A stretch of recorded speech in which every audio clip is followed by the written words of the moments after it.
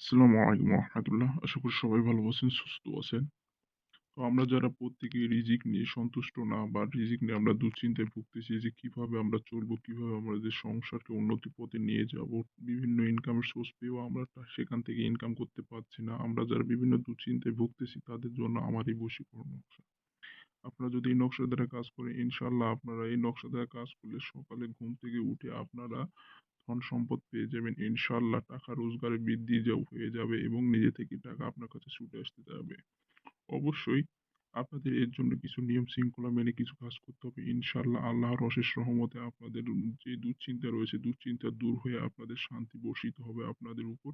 তবে এর জন্য আপনাদের প্রথমত এই নকশাটি অঙ্কন করতে হবে। অবশ্যই আপনি যদি মুসলিম হয়ে থাকেন তাহলে অবশ্যই আপনি গোসল করে ফরজ নামাজ পড়ে আপনি এই নকশাটি অঙ্কন করবেন। আপনি যদি সনাতন ধর্মের হয়ে থাকেন অবশ্যই আপনি স্নান করে এই নকশাটি অঙ্কন করবেন। নকশাটি অঙ্কন করার পর অবশ্যই আপনাকে যেটি করতে হবে, এই নকশাটি অবশ্যই মাদুলিতে ভরে নিবেন। মাদুলিতে ভরে নেওয়ার পর আপনার যে বিছানায় ঘুমান, যেখানে ঘুমাইতে যান, সেখানে অবশ্যই এটা রাখবেন। তার আগে যে করণীয় হচ্ছে সেটি অবশ্যই এই জায়গাতে আপনার নাম লিখবেন এবং এই জায়গাতেও আপনার পিতামাতার নাম লিখবেন। এখানে একটু ভিন্ন রূপ আমার বলতেছি, এই জায়গায় আপনার নাম, এই জায়গায় আপনার পিতামাতার নাম লিখবেন। যখন আপনাদের নাম লেখা হয়ে গেল তখন সুন্দর করে আপনি সূরা ফাতিহা, সূরা নাস, সূরা ইখলাস পাঠ করবেন। কি? সূরা ফাতিহা, সূরা নাস, সূরা ইখলাস পাঠ করবেন। পাঠ করে যখন হয়ে যাবে তখন ইনশাআল্লাহ সুন্দর করে মাদুলিতে ভরে আপনি বালিশের নিচে রেখে দেবেন। এমনও হতে পারে যে মাদুলি নেই, তাহলে আপনি বালিশের নিচে, কভারের নিচে শুধুমাত্র এই নকশাটি রেখে দিবেন। ইনশাআল্লাহ আল্লাহর অশেষ রহমত এবং সৃষ্টিকর্তার দয়ায় আপনার কাছে ধন সম্পদ আসতে শুরু করবে।